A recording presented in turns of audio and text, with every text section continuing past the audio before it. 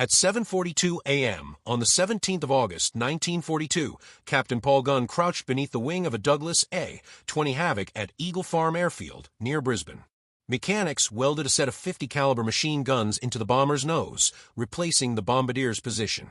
Gunn, 43, with 21 years of naval service, had a wife and 4 children imprisoned in Manila by the Japanese. The 5th Air Force was hemorrhaging aircraft faster than replacements could arrive. In July alone, the 3rd Attack Group had lost 11 A-20s while attempting high-altitude strikes on Japanese convoys. The bombers failed to hit moving targets from the heights, and when they tried lower, Japanese deck gunners shredded them. Captain Ed Lehner had recently witnessed 3 crews immolated in the Coral Sea. Gunn envisioned a new tactic, flying low enough to skip bombs across the water like stones, hitting ships at point-blank range. Survival during approach required suppressing the ship's guns with overwhelming forward firepower. This meant converting bombers into strafers. The problem was the A-20's original armament, for 30 caliber machine guns in the nose, ineffective against ship armor. Gunn needed 50 caliber weapons, for mounted where the bombardier sat, delivering a combined 1,700 rounds per minute. General George Kenney, recently appointed 5th Air Force commander, gave Gunn a week to prove the concept. The guns came from wrecked P-39 and P-40 fighters, aircraft whose pilots had died but whose weapons remained. Gunn mounted each 64-pound gun inside a steel frame in the nose compartment, adding 200 pounds of ammunition.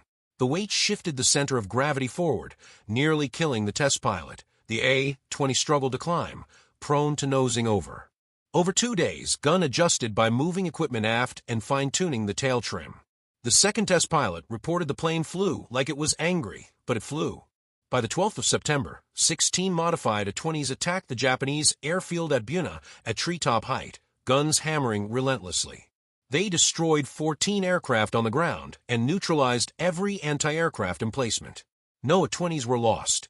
Despite the success, the A-20 had limits. Short-range and light bomb load prevented strikes on bases across the Owens-Stanley Mountains. Gunn turned to the B-25 Mitchell, offering longer range, a heavier payload, and more room for guns. In December, he removed the bombardier and nose guns from AB-25C, installed 4 50 caliber guns in the nose for an external fuselage cheek packs, and rotated the top turret forward, yielding 10 forward-firing guns. 2 more guns per side increased the total to 14, projecting 215 pounds of lead per second. Ground crews dismissed it as Pappy's folly. Gunn flew the prototype to Charter Towers to show the 3rd Attack Group. The plane was nose-heavy, barely controllable on takeoff, but airborne it became a formidable weapon. Kenney immediately ordered 12 more conversions. The 81st Air Depot Group in Townsville worked 18-hour days to modify every B-25 available. By February 1943, 30 strafers were combat-ready. Engineering teams in Ohio, studying Gunn's blueprints, declared the modifications impossible, too heavy, unbalanced, unsafe. Kenney, in Washington, met with General Arnold and the skeptical engineers, pointing out 12 of these impossible planes had already decimated a Japanese convoy in the Bismarck Sea. 60 more were being modified. Arnold dismissed the engineers' objections. The Battle of the Bismarck Sea began with intercepted Japanese communications on the 28th of February, 1943. A convoy consisting of 8 transports and 8 destroyers carrying nearly 7,000 troops was heading to New Guinea's north coast. Weather forecasts predicted monsoon conditions, clouds, heavy rain, and poor visibility, which the Japanese assumed would shield them from air attack. Reconnaissance on the 2nd of March spotted the convoy. B-17 Flying Fortresses attacked from 15,000 feet, dropping 137 bombs, claiming hits, but post-battle analysis confirmed none sank. The convoy pressed on. That night, the transports hugged the coast with destroyer screens. Japanese commanders expected to reach Lillery by dawn on the 4th of March. Ed Lehner briefed the 92nd Bomb Squadron at Port Moresby on the evening of March 2nd. 12 B-25 strafers, 30 modified A-20s, Royal Australian Air Force fighters for cover, and P-38 Lightnings to handle Japanese Zeros. The strafers would attack at masthead height, 50 feet above the water, overwhelming the deck guns with concentrated firepower, skipping bombs at point-blank range, and withdrawing before the Zeros arrived. Lehner had flown a single practice mission using the tactic, leaving his crew wondering what would happen if they took fire. He promised they'd find out the next day. At 6:30 a.m. on March 3rd, 137 aircraft assembled over Cape Ward Hunt. B-17s drew the initial fire, allowing the strafers to approach at wave-top height from a southeast, 12 V-25s with 14 forward-firing guns each, totaling 168 guns. The Japanese crew of the transport Kyokumaru spotted them too late. The B-25s opened fire at 800 yards. 50 caliber rounds tore through the superstructure, shredded the bridge, and killed anti-aircraft crews. 3 B-25s dropped bombs at 100 yards. The first struck below the waterline, detonating in the engine room. The ship was dead in 40 seconds, sinking completely in 40 minutes. Tiamaru attempted to flee at 15 knots, but the B-25s, moving at 240 knots, bracketed the transport, decimating the deck and bridge with gunfire. 8 bombs were dropped, 5 hit, splitting the vessel and sending troops overboard. Australian bow fighters strafed destroyer Shikami as it tried to protect the transports, eliminating its crew with sustained gunfire. B-25 strafers then attacked from multiple angles, crippling destroyers.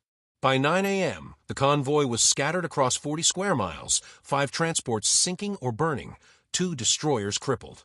Returning at 2 p.m., the strafers attacked again, finding Japanese fighters grounded. Io Maru, hit 12 times, exploded in a massive magazine detonation visible 130 miles away.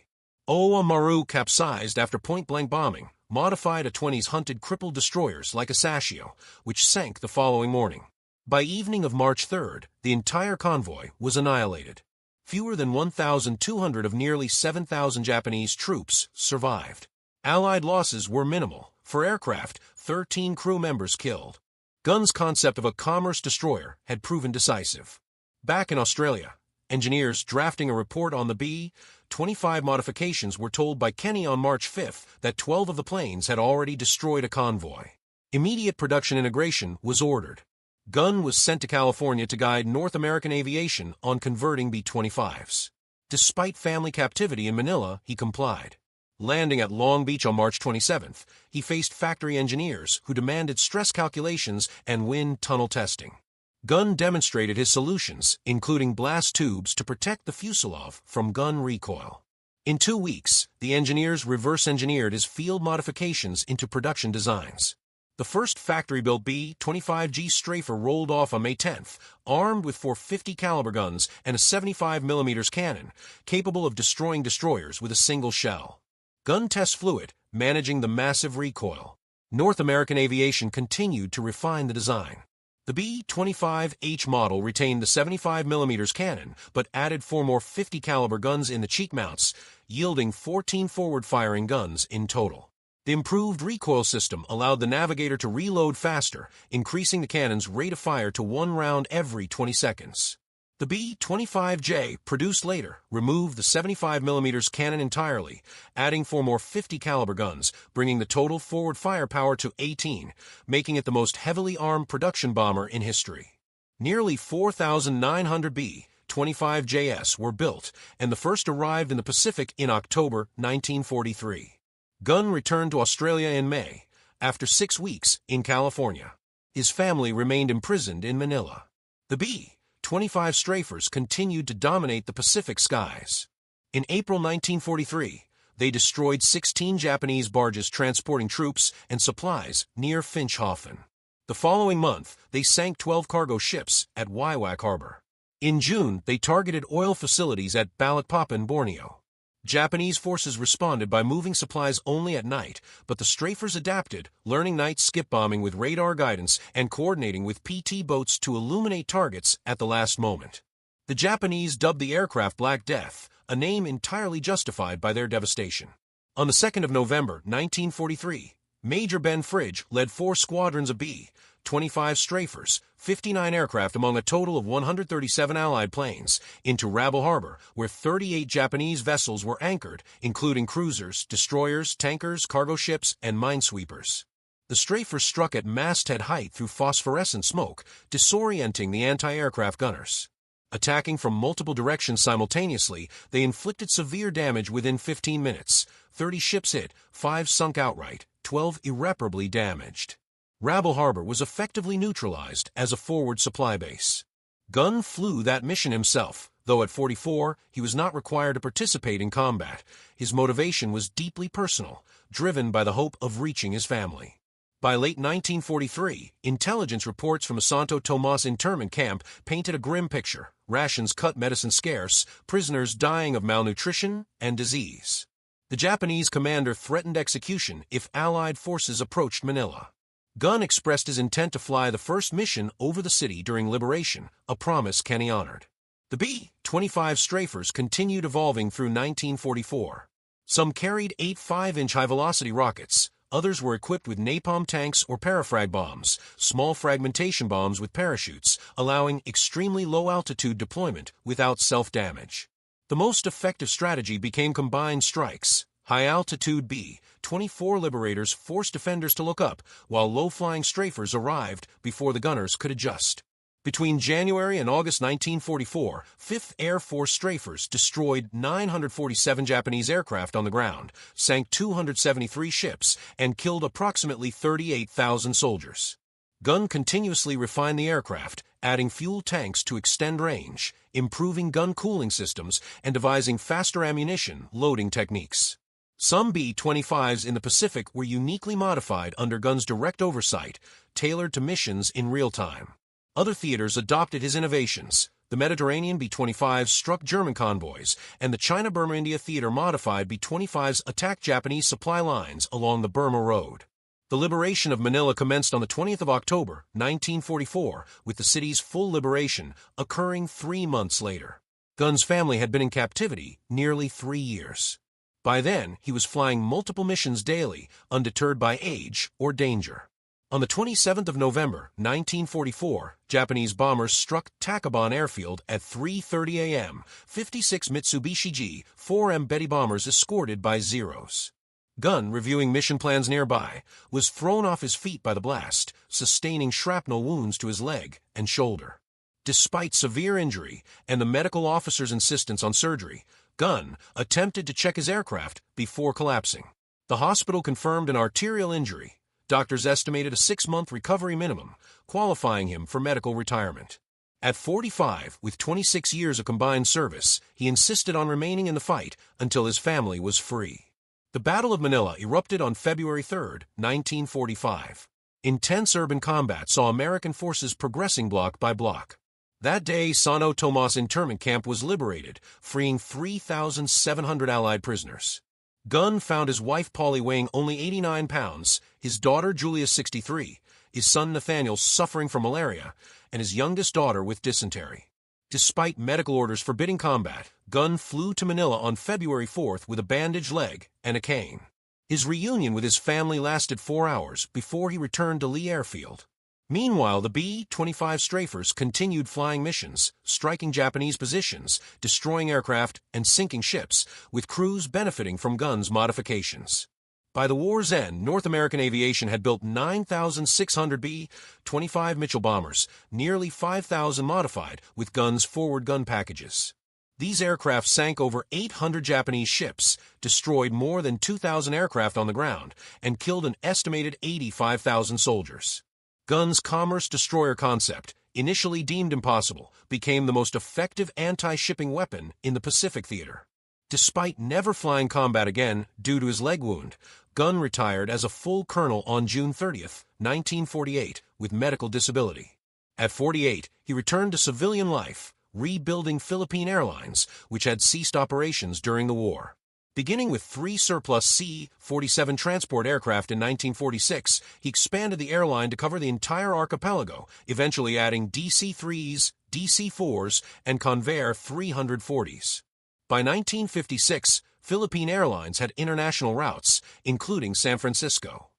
Gunn remained active, constantly flying, embodying the principle that movement ensured survival. On the 10th of October, 1957, he chartered a Beechcraft Model 18 for a routine flight from Manila to Baguio. Weather forecasts had indicated minor storms, but conditions deteriorated rapidly over the Cordillera Mountains. Heavy rain and turbulence disabled the radio at 10:47 a.m. The aircraft crashed into the mountainside, killing everyone on board instantly. Paul Irvin Gunn, approaching his 58th birthday, perished. The Philippine government honored him with a state funeral, attended by 6,000 people, including American veterans, airline employees, and former prisoners of Santo Tomas. General Kenny sent a wreath from the United States. The Manila Times obituary acknowledged his combat achievements, including the Battle of the Bismarck Sea, but numbers alone, 5,000 B-25 strafers, 800 Japanese ships sunk, 2,000 aircraft destroyed, 85,000 soldiers killed, could not fully capture his impact. Gunn's innovations permanently changed aerial combat. Before his work, bombers released ordnance from high altitudes. Afterward, aircraft became multi-role platforms capable of close air support, skip bombing, and strafing. The AC-130 gunship and the A-10 Warthog trace conceptual lineage to Gunn's modifications. North American Aviation employed him as a consulting engineer in 1948. He contributed to the B-45 Tornado jet bomber program, designing forward-firing armaments and advising on gun mount systems. Most of his consulting earnings were donated to veterans organizations. Gunn's son Nathaniel followed his path, joining the Air Force, flying B-52s in Vietnam, and retiring as a colonel. In 1994, Nathaniel published a biography, Papy Gunn, preserving his father's legacy, although few outside aviation history circles were familiar with Paul Gunn. The National Museum of the Pacific War in Fredericksburg, Texas, preserves one of Gunn's original gun mounting drawings for 50 caliber guns in an A-20 nose compartment, hand-drawn in pencil, without stress calculations or computer modeling. These simple sketches facilitated the destruction of thousands of Japanese soldiers and the decisive success of the B-25 strafers. In 2008, Gunn was posthumously inducted into the Air Force Enlisted Heritage Hall for his innovations, combat record, and influence on modern attack aviation. Philippine Airlines still honors his memory. The corporate headquarters in Manila displays a portrait of Gunn, a subtle testament to a man whose innovations changed the course of the Pacific War. Gunn's story is not just about machinery or numbers. It is about ingenuity, determination, and personal sacrifice.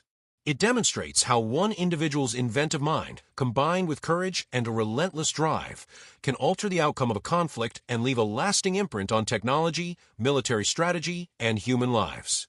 From the skies of New Guinea to the liberation of Manila, from improvised field modifications to mass-produced war-winning aircraft, Paul Gunn's contributions exemplify innovation in wartime, heroism in the face of adversity, and the profound influence of one man's vision on history.